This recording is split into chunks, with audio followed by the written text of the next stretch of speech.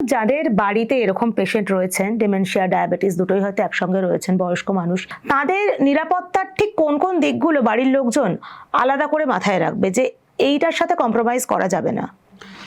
এইটা বলার আগে আপনি শুরু করেছিলেন দুটো ডি, আমি বলবো এর সাথে একটা থার্ড ডি বলা উচিত। সেটা হচ্ছে আমরা সবসময় বলি depression. Okay. Diabetes, dementia and depression. ডিপ্রেশনও বয়স্ক মানুষদের একটা বড় ফ্যাক্টর। কেন, ধরুন যে 60 বছর বয়স পর্যন্ত চাকরি করেছে, ছেলে মেয়ে মানুষ করেছে, একটা অ্যাক্টিভ লাইফ তার ছিল, অফিস, বাড়ির লোক, ছেলে মেয়ে মানুষ করা, সেইখান থেকে দেখা যায় রিটায়ারমেন্টের পরে হঠাৎ করে তার কিছুই কাজ নেই, সবাই ব্যস্ত। সেই ডিপ্রেশনও কিন্তু তাদেরকে মানে তার ডায়াবেটিসটার ক্ষেত্রেও একটা বড় ফ্যাক্টর হয়ে যায়, ডিমেনশিয়ার ক্ষেত্রে ফ্যাক্টর হয়ে যায়।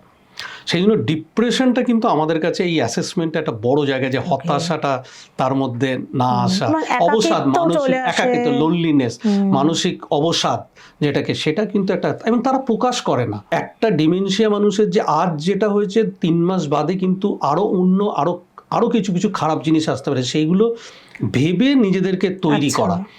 যে প্রথম দিকে হয়তো যে একটু দুটো খাবারটা খেতে গিয়ে 4 বার খাওয়ার পর আর মনে করতে পারছে না, কিন্তু তারপরে দেখা যাবে যে 2 মাস বাদে হয়তো খাবারটা কোন টেবিলে আছে সেটা না।